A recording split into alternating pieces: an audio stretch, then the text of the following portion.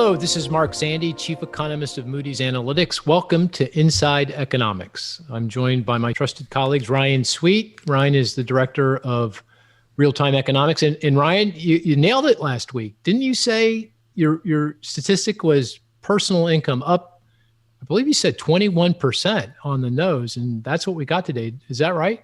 21.5. Okay. That was my forecast. So I was off a hair. A hair. Very good. Excellent. We'll come back to that in a minute. And also joining us is Chris Terides, Deputy Chief Economist. Hello, Chris. Hey, Mark. Good to see you. And welcome to our podcast. As regular listeners now know, there are three parts to the podcast. Part one, we're going to go over some of the indicators over the past week, maybe in the coming week, give you a sense of how things are going and where we're headed. And then part two, the big topic this week, we're going to tackle the American Families Plan. Of course, that is what President Biden, unveiled earlier this week in the State of the Union. I don't think he called it a State of the Union, though. I don't think they called it that this time for some reason. But it's the second part of the Build Back Better agenda focused on families, and we're going to dissect that. And then part three, I'll just kind of bring it all together for everybody, give you a sense of where we landed. So with that, let's begin with the indicators. Kudos, Ryan. Before we go on, people, I think I mentioned this before, but I just want to mention it again. You are among the very best at forecasting these real-time indicators. You're always in a pitched battle with, who's the fellow you're in a pitched battle with always for number one in terms of the best forecaster? Oh, Jim O'Sullivan. Jim TD. O'Sullivan, yeah. He's very good. So it's time for him to retire. Oh, is that right? Oh, I'm kidding. Oh, you're kidding. Too bad. Can you give us a little bit of your secret? What is it that makes you so accurate? Why are you so accurate? What do you do that makes your predictions of these indicators so good? Well, I have a bunch of models, but when you're forecasting these high frequency indicators, the model only gets you into the ballpark. You really need to know what you're forecasting, like the ins and outs and all the little nuances with, personal income, seasonality issues with employment. So, just diving deeper and really getting to know all the intricacies of each data point. So all of these different data sources have their idiosyncratic features. Seasonality, measurement issues, survey issues, timing of the month when the survey occurs. Correct. All of these things. And so if you pay really close attention to those things, really begin to understand them, then that makes all the difference in terms of the forecast accuracy. Yeah, and I don't want to give away all the ingredients to the secret sauce. No, you really shouldn't. A lot of it's relied on models, and it's trial and error. Every forecast is a learning experience. When I'm wrong, I'd go back and try to figure out why I was wrong and make sure I don't do it again. There was a time when there were these so-called macro hedge funds. They make a living on predicting the weekly indicators, and the closer you were, obviously, the more money you could make in markets. That's gotten a lot harder to do in recent years. Some people who do it. Our good friend Hasib Ahmed, who used to be one of our colleagues, went off to a hedge fund. I think still does this and does it quite well, but it's not what it used to be. So. Just think about that for a second. You could have been a billionaire by now if it was, you had this talent. If you were around 20 years ago when this was really. Well, we can revive it. We'll just take some of Chris's crypto money and start our own hedge. I'm all for that. Yeah, we should really. Always looking for justification. Right? Yeah, exactly. So, what's your indicator for the week? What do you want to highlight this week? So there's a lot of things that came out this week, but I picked one where it should ease some of the concerns about this one part of the economy that's starting to cool. Yeah. The number's 8.9%. This is the one part of the economy that's starting to cool? Mm-hmm. It's positive 8.9%? Positive. Geez, I don't know. Do you know, Chris? No. I didn't know there was any part of the economy that was cooling. That's why I'm stumped. Housing related. So housing. So you're starting to see home sales cool a little bit. Construction activity is strong, but it's the demand side that has shown signs of softening. Pending home sales, weakening. So all that stuff is starting to soften. Yeah, but you're really stretching. I mean, really stretching, right? Because new home sales were close to a million annualized. I mean, that's like, you guys were really giving me a lot of grief a year or two ago, saying we'd never see these kind of sales, and now we're saying. Well, this is why I'm picking this it took a number. It pandemic. actually supports your overly optimistic housing forecast. Well, it's coming to pass. No, it's coming to isn't it? pass. Yep. Yeah, it's coming to pass. All So right, what so is 8.9%? What is that? It's the percent of consumers that's plan to buy a home in the next 6 months, which is a record high, the highest since the late 1978. Oh, very cool. That's very And interesting. the average in the last expansion was a little bit over 5%. And I think a lot of this is demographic driven. So we have 39 million people between the age of 26 to 34. That's about 13% of the total population. So these people are moving into their prime first-time home buying age. That's very cool. We've got a bunch of really cool housing statistics. Chris, one of the guys that we work with, Todd Metcalf, pulled some data calculating the percent of home sales that are flips. Do you remember that data? Yeah. How does he calculate that again? And what's the number? Oh, I don't know that I can answer either one of those. Oh, I thought it was like he looks at transactions and then he says, what is the percent of transactions that are arm's length that occurred within the last year of the previous transaction? So if it's within 1 year, that was his definition of a flip. That's right. That's right. Yeah. And do you remember the numbers? I don't remember the numbers. Yeah. No. Oh boy, I got you But here. you got me. You got me. It's low. Very low. It's still low. It's a Very little bit low. higher, but Yeah, it's like less than 10% of sales, and of course, home sales are very high. Less than 10, I think it's closer to 7 or 8% are flips by his definition. And if you go back into the housing bubble pre-financial crisis, I think it was 25%, something like that. Even That's higher right. than that at a point. yeah, I remember those trends. But Yeah. so very. So low that also gives level me of some activity. solace, right? I mean, Yeah. these sales are for real. They're not just people out there. It's not a bubble, they're not even a sense of speculation at this point. Yeah. Hey, before I go to you, Chris, because Ryan picked a housing statistic, I got one too. So I'm giving you a hint. You ready? $36,000. $36,000.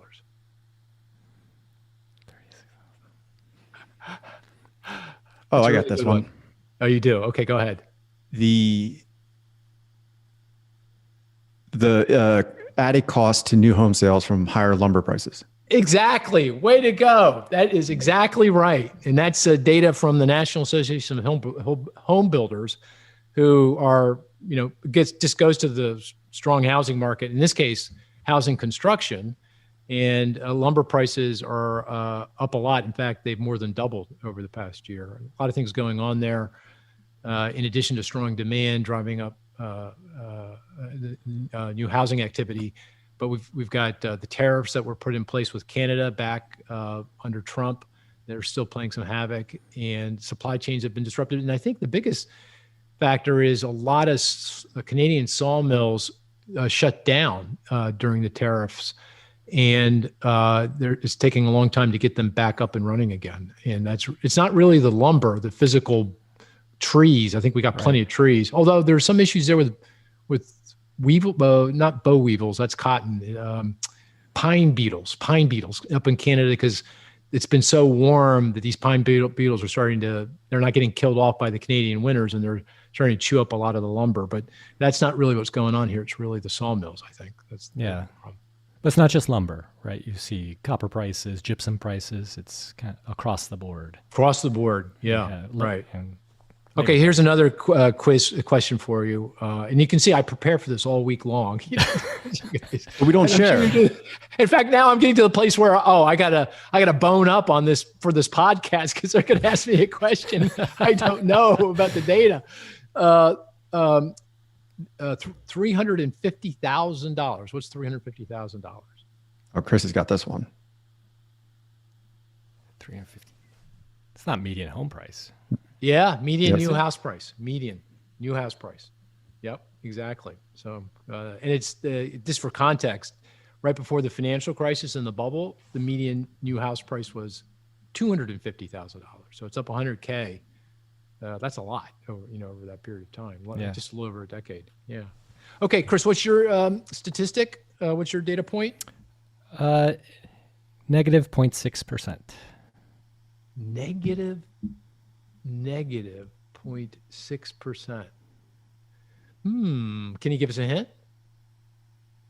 What sector of the I'm economy? always. Oh, we're going Japanese CPI?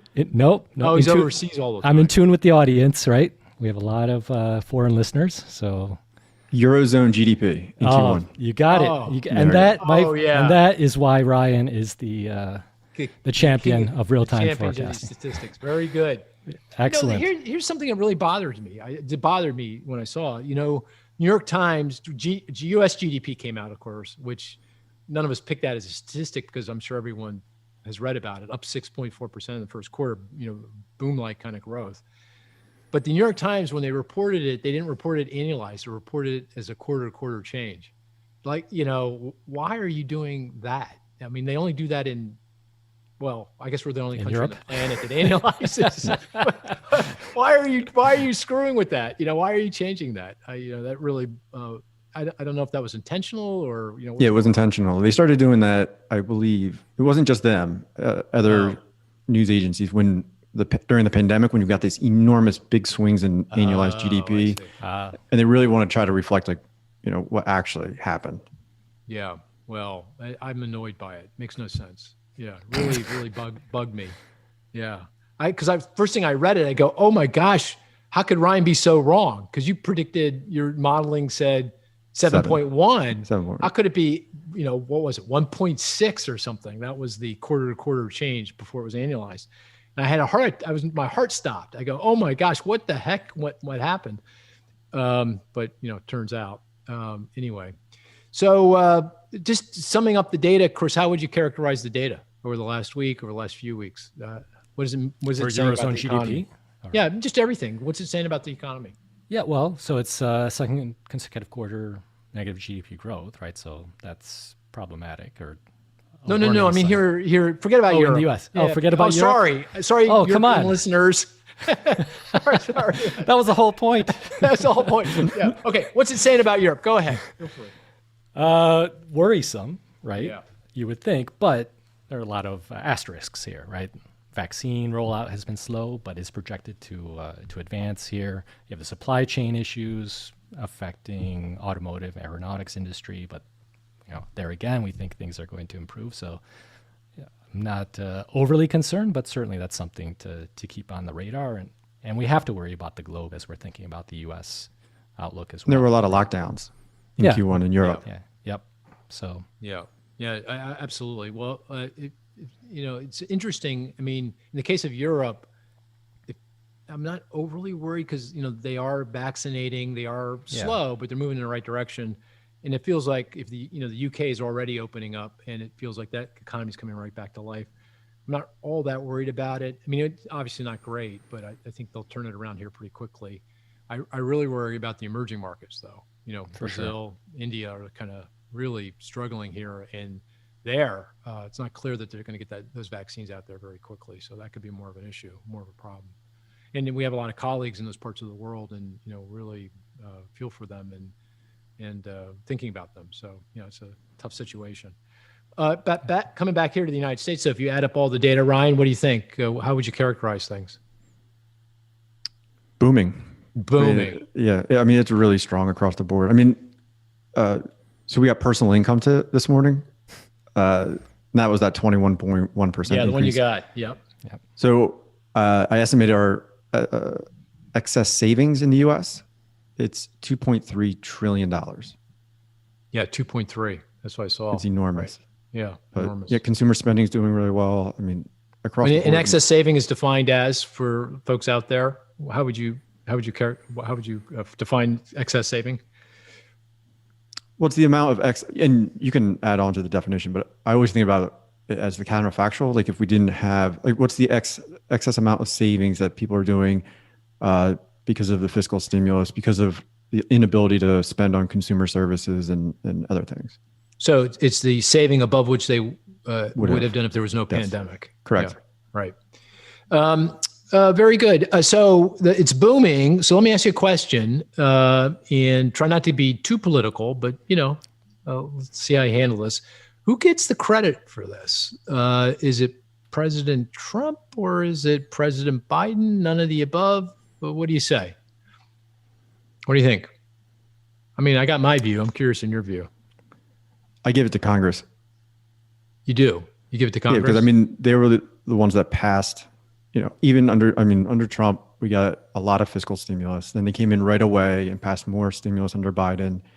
It was targeted. I mean, there was problems, with a few programs like the PPP, the Paycheck Protection Program. In hindsight, you might want to tweak it a little bit better to make it simpler for people to file. But all in all, I think you got to tip your hat to them with the fiscal policy response. Okay, so let me ask you, if President Trump was reelected, would we have gotten the American Rescue Plan? Yes.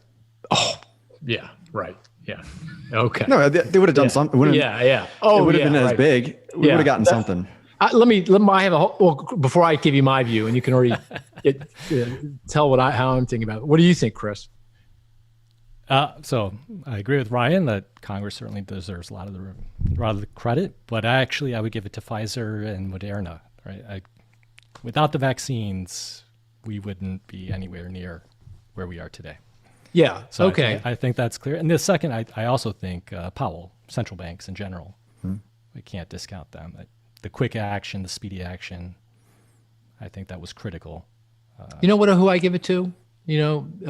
Since we're not going to answer the question, so I'm going to give it to the Georgia Senate races.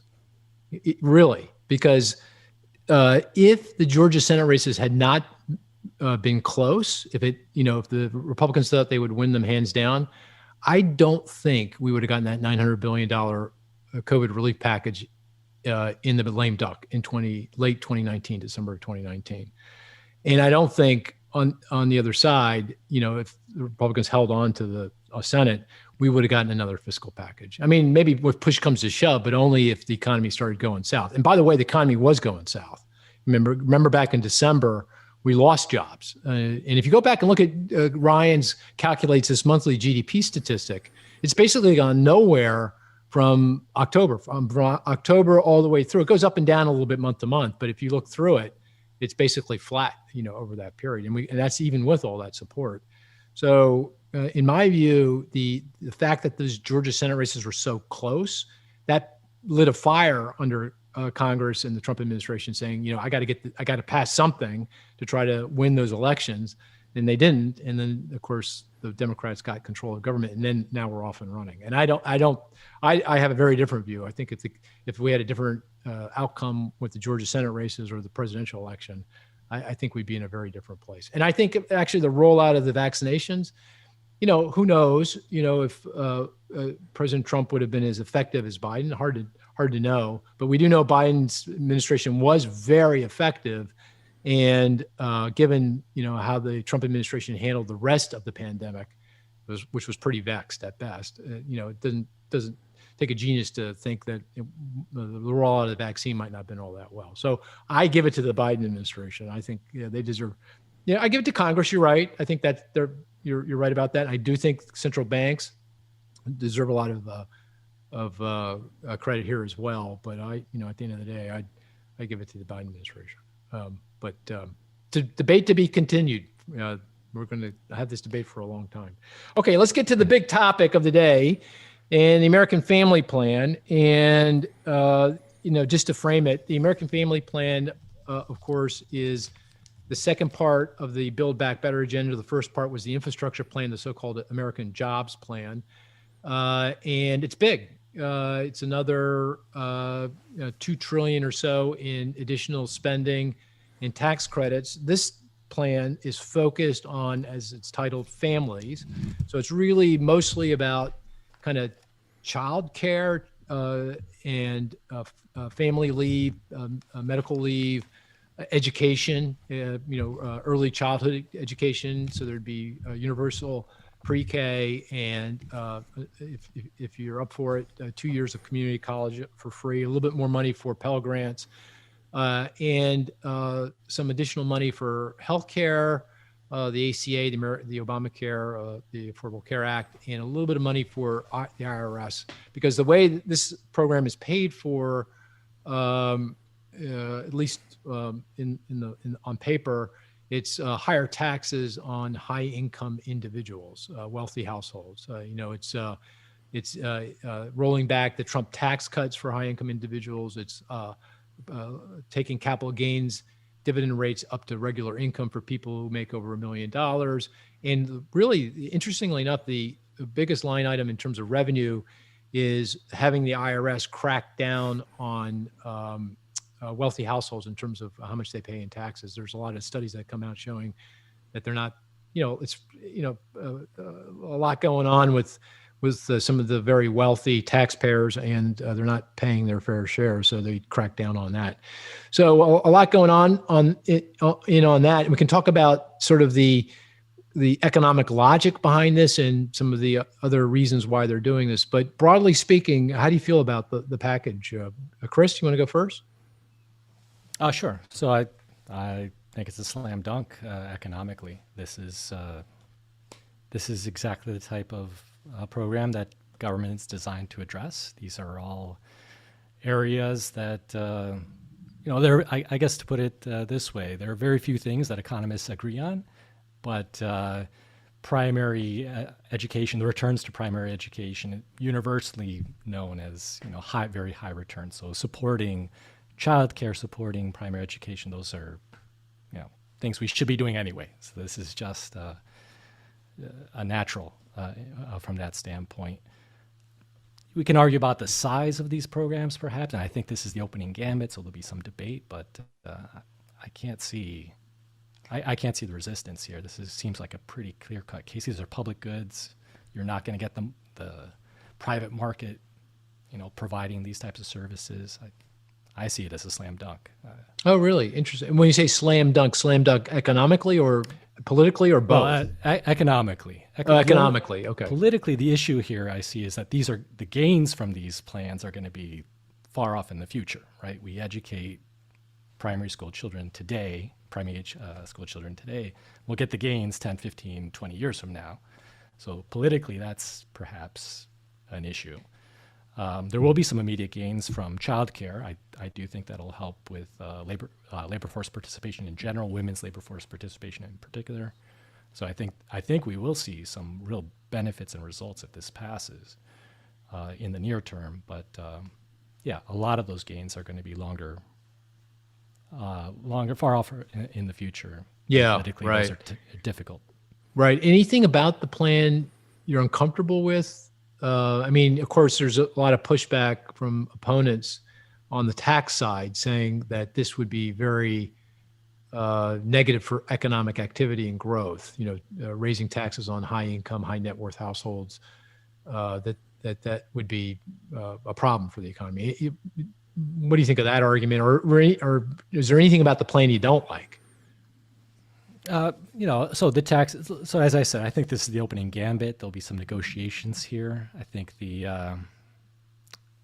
evidence is pretty weak that raising the taxes at the higher end of the income spectrum leads to deleterious economic effects. Regionally, perhaps you'll see some flight out of the higher tax areas to lower tax areas, but overall, from a macro perspective, I think the benefits are going to outweigh the costs here. So I'm not terribly concerned. Again, I think there'll be some negotiation here that reduces the size of the plan and the tax effects as well. And I'm not concerned that the taxes are going to really lead to a decline in investment or affect our long-term growth negatively. Got it. Hey, so it sounded, we had a conversation a couple of weeks ago around the American Jobs Plan, which was the infrastructure plan. And you weren't nearly as enthusiastic about that one, or at least that was my read on your comments as you were on this one. Do I have that right? So I think the programs are, even the other plan, I think the programs are well-intentioned. But when it comes to infrastructure, I think you have some other options. I think you do have a private sector that can step in or partner and provide those services. So there wasn't so much I'm certainly an advocate of more infrastructure spending, certainly or investment. Certainly there's a need for that. But it's the mechanics of how we get there. What's the approach? Here, I don't see the option. The private market is not going to step in and provide these types of services, right? And this is the role of government to address these issues. Right. Makes sense. So are you, would you consider yourself a progressive or like a, AOC progressive, personal a Bernie questions. Sanders progressive, a Elizabeth Warren progressive? I'm just trying to get a peg on you. Yeah. I'm unpeggable. You're unpeggable. Yeah, that's right. Lifelong independent. Oh, okay. You're not going to tell me. You're not going to tell me, are you? Registered independent since day one. You are registered independent. Yeah. Yeah. Well, yeah. I thought since you're so wealthy, you'd be a little bit more, trying to protect your nut. All that. Now, let me ask you a question. I don't know the answer to this, but you should know the answer since you own so much crypto. Do you pay capital gains on crypto? You must, right? I get right. If I buy $1 of crypto and I sell it for $1,000, like I know you've been doing regularly, are you paying full fare on that and your capital gains? I guess, right? I don't know the answer. I should. The answer is yes. Yeah. Okay. It's an asset. Yeah. Okay. I should know the answer to that. And I think that's why you have these non-fungible tokens and other things cropping up, because it's a way to try to divert those transactions. Right. Oh, I see. So once you convert into dollars, right? That's when you got to pay a tax? I believe so. So you're saying if I have a crypto coin and I buy a non-fungible token for a painting, right? In crypto. It's not a. I don't believe that's a. Oh, because it's currency into an asset. I see. I'm so confused. Someone should know we should know the answer to this. We will investigate, or someone will tell us. I mean, but you're the crypto king, so what the heck? You don't know this stuff? How can you not know this? Yeah. Oh, see, buy and hold. It's just buy and hold. You're one of these guys the IRS is coming after. Yeah, I can tell. As long as you don't sell, Mark. All right. Yeah. Okay. Yeah, maybe you're right. All right. Ryan, so what do you think? What do you think of the American Family Plan? Are you a fan as well? Yeah, I'm a big fan. I agree with everything Chris said. I think it's a huge investment in the American people, and I think this is exactly what we should be doing. When it comes to the taxes, I was curious to see, are there economic costs to raising the capital gains tax? And really there isn't a lot of evidence of, we have a small sample. There's only been 2 times, since the 1980s that we raised the capital gains tax. And of course, in the fourth quarter, right before the tax hike goes into effect, you get a sell off in the stock market, like a correction. But after that, stock prices resume rising. So doesn't seem from this small sample evidence that it's going to permanently alter people's, appetite towards equity markets. And as we talked about before, increasing the corporate tax rate, I mean, that it didn't boost the economy when we cut it, and it's not going to hurt it when we reduce it. And the same likely holds when you increase the tax rates on, the well-to-do households. Right. Just for the listener, the corporate tax rate hike is used to pay for the infrastructure in the American Jobs Plan. And you're saying, look, raising the corporate tax rate as the president has proposed to pay for infrastructure, on the margin, maybe negative, but no big deal, because we've seen there's been really little benefit to a corporate tax cut. So why would we think there's going to be a significant hit to the economy from a corporate tax increase? So I've never seen any evidence that trickle down economics works, but both of you may have a different assessment, but it just doesn't seem like going the opposite direction. I'm with you on that. So can I ask you, are you you seem like a very progressive Democrat, AOC kind of Democrat, or do I got you wrong? You're over 2. No. I'm over. Oh, so are you an independent as well? Mm-mm. Oh. No, I'm a registered Democrat. Oh, you are a registered Democrat. Okay. Yeah, but I'm centrist. That's what they all say. He's a Biden Democrat. Yeah. I'll tell you a Biden story. I actually played golf behind him one time. Say that again? I played golf behind Oh, so you're one of these bourgeois guys too. You got money as well. No. You're playing golf behind President Biden. What am I supposed to think? He wasn't president. He was running for president. Oh, I see. Okay. And he's like, do you mind if we tee off in front of you? I was playing with my father-in-law. I was like, oh yeah, of course. Bad idea, because I think I hit into him once or twice. Oh, is that right? Was he a good golfer? Yeah, he's a very good golfer. Yeah. So you guys didn't ask me what I thought of the American Families Plan. I guess Because we already know your politics and we already know what you think. yeah. You know my politics. Oh, so how would you characterize me since you know my politics so well? It's clear. You know, It's you clear. never found a tax hike you don't like. And, Oh, that's so never rude. found a spending plan. Yeah, that's so rude. So rude, so rude. But I am a fan. I am a fan. You know, here's the thing. Let me tell you why I'm a fan. You know, for many of the reasons you gave as well. But, you know, to me, this is both the American Jobs Plan and the American Family Plan, the Build Back Better agenda, is about long-term growth. It's about lifting the long-term growth of the economy. The American Jobs Plan is mostly around trying to lift productivity growth, you know, by raising the amount and quality of the public capital stock, the infrastructure that's so necessary for the competitiveness of our businesses and their productivity growth and gains. While the American Family Plan is really focused, not exclusively, because you mentioned education. Obviously, education is raising educational attainment, which improves productivity of the labor force. But it's really mostly more focused, at least more directly, most immediately, on labor force participation. So, you know, childcare. If you you know, help people with their childcare, which, you know, kind of, if you look at the numbers, I did a study. Sophia Koropetsky, one of our other colleagues, and I did a study back in the presidential campaign when Senator Warren came up with a universal child care program.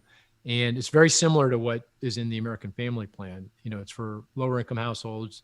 You get subsidies up to, if you spend more than 7% of your income on child care. And you want to guess what the typical cost of sending taking care of a 5-year-old kid is, you know, through childcare, typical across the country? Just take a guess. Annual cost. What do you think that is? I don't want to say because then people can glean what I pay for daycare. Right. You have any sense of that? $10,000, $10,000 a year. Yeah, and you know what it is in I don't know what it is in Pennsylvania, where you live, Ryan, and you and I live. In Massachusetts, it's the highest in the country. $50K. Yeah, kind of gives you a sense of things.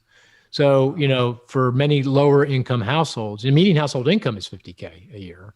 Lower income households, you know, this is very prohibitive. And they if they can't afford childcare, can't go to work. And that's one of the reasons why female labor force participation is so low in the United States compared to many other countries. And obviously, you know, there's a lot of locked up talent there that you know, needs to be unlocked. And I think that would go a long way. Paid family leave, paid medical leave, also, you know, very similar. That the burden of, you know, taking care of kids, newborns, and the elderly and the sick, you know, fallen generally on women, and they're another reason why female participation is so low. So, in my view, this is about, you know, longer term growth, and you know, it roughly, the other thing I like about it, and I think is really critical, is that it roughly pays for itself. You know, not in a 10-year budget horizon, that we all use, Congressional Budget Office uses to score these programs, but over a 15-year period, because a lot of these, like particularly for the infrastructure, it's a one-time expense and it goes away after you spend it, but the tax increases remain in place. So over a 10-year period, it adds to deficits and debt, but over a 15-year period, it pays for itself. So I think that's critically important, now with large budget deficits and debt. And by the way, that may not be a very progressive thing to say, right? So that's my, middle of the road. I think deficits and debt do matter, and particularly when an economy gets back to full employment, which it soon will over the next couple of years. So there's nothing in this plan, the American Family Plan, you would change? No? Okay. Like I said, the amounts we can. Yep.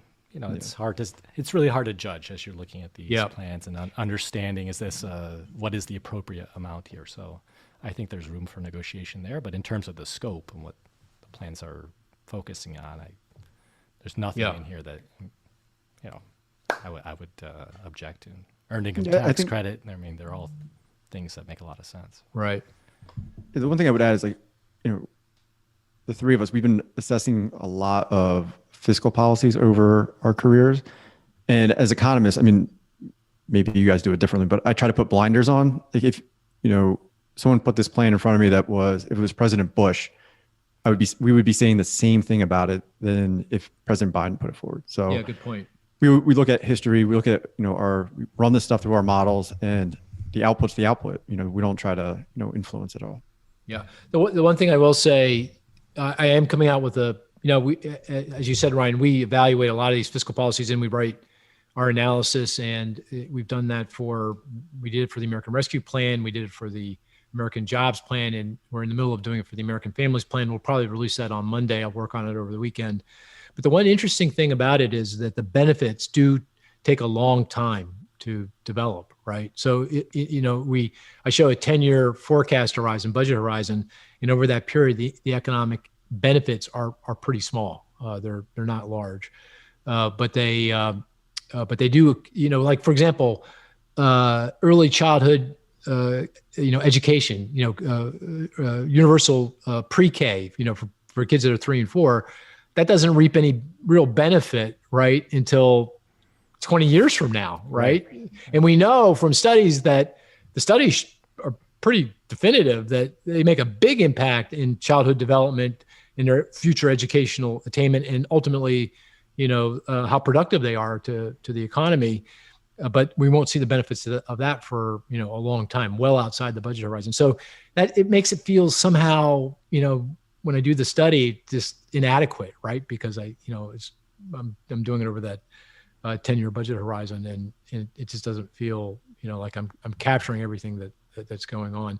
Somehow we've got to change the way, if we're going to make these big investments that have big payoffs, but only over a long period of time, somehow we got to think differently about how we do the accounting and the budgeting, right? Because, you can't solve big problems even in 10 years. Here's the other thing about the plan. I'm curious what you think.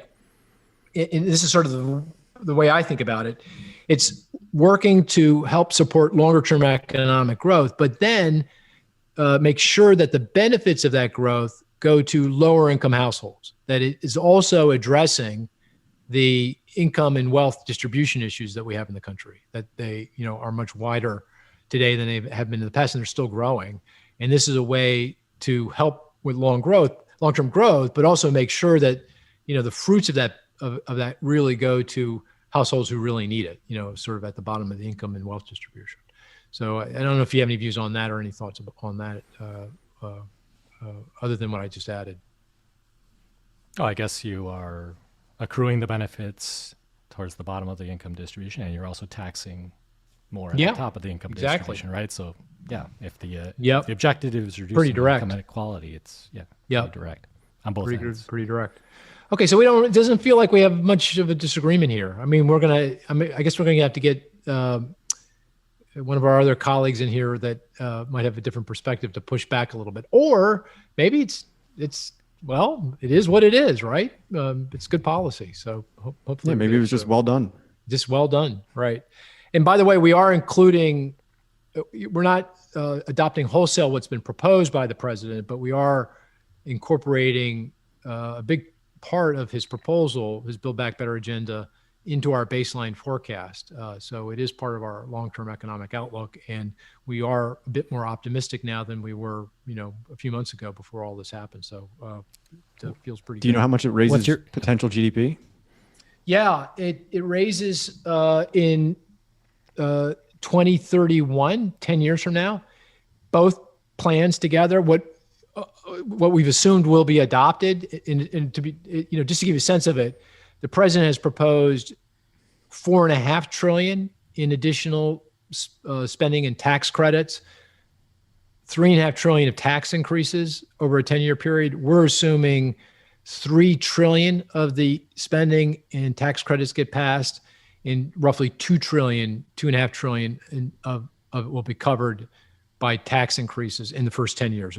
All of it's covered over a 15-year period, but over the first 10. So if that's it, if that's our forecast, then our long-run potential growth rate of the economy, GDP growth in year 2031, is 10 to 15 basis points higher than it was previously. So it lifts it by.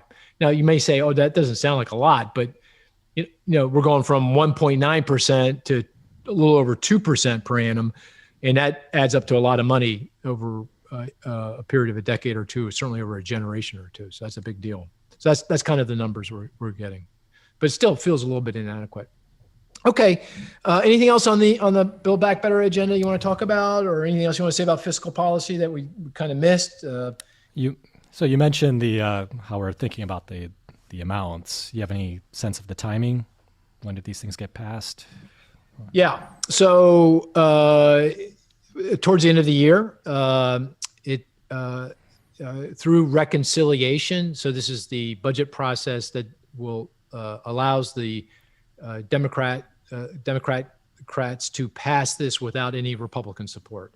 So under a reconciliation bill, you can pass with a 50-50 vote because you get if you control the vice presidency, she can break the vote in your favor, and you don't need to get 60 votes to break a filibuster.